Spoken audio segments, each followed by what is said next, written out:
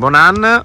Allora, prime 2 settimane di allenamento qui con il Mogliano, come stanno andando le cose? No, molto bene, stiamo allenando intensamente, io stavo anche rientrando da un infortunio e mi hanno gestito bene e adesso mi sento bene, sto riuscendo a fare tutto con i miei compagni e sono molto contento per queste prime 2 settimane.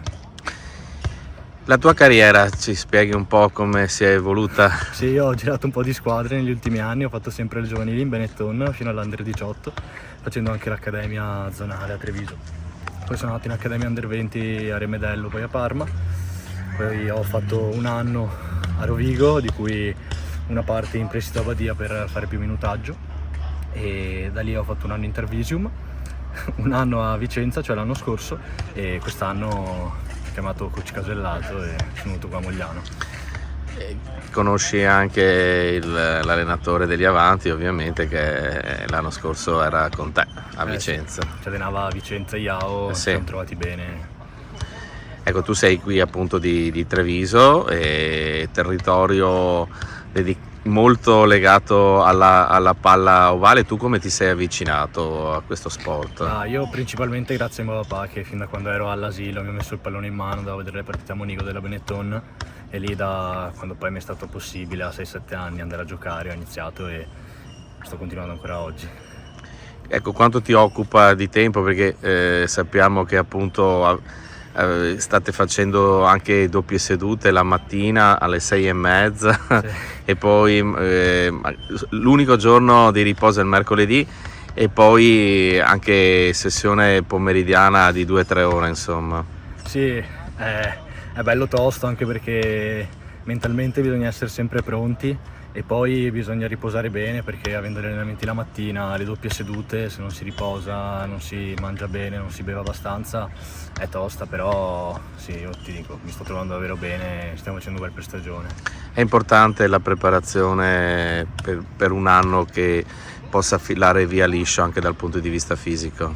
Parte tutto da qui per prevenire sia gli infortuni che rendere in campo. Se non fai bene questi 2 mesi qui, dopo è difficile, rischi di avere problemi e non riuscire a dare il 100%.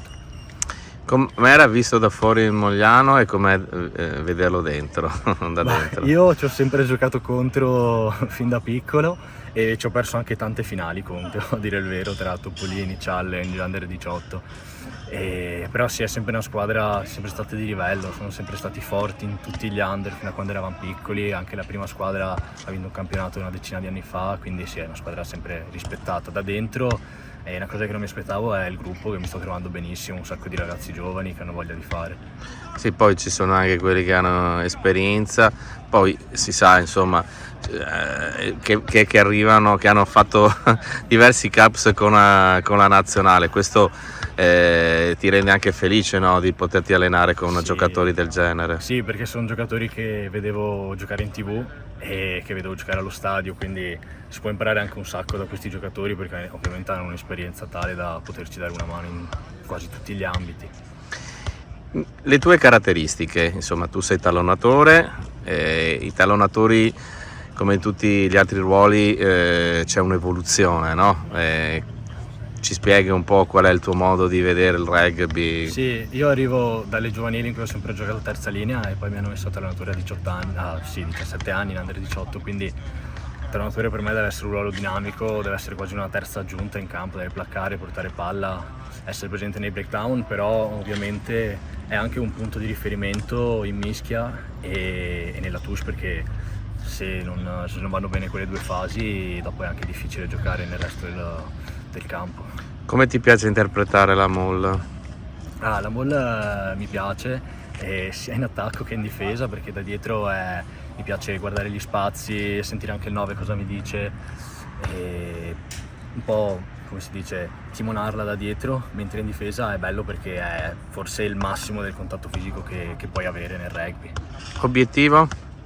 Giocare il più possibile sicuramente e fare una gran stagione.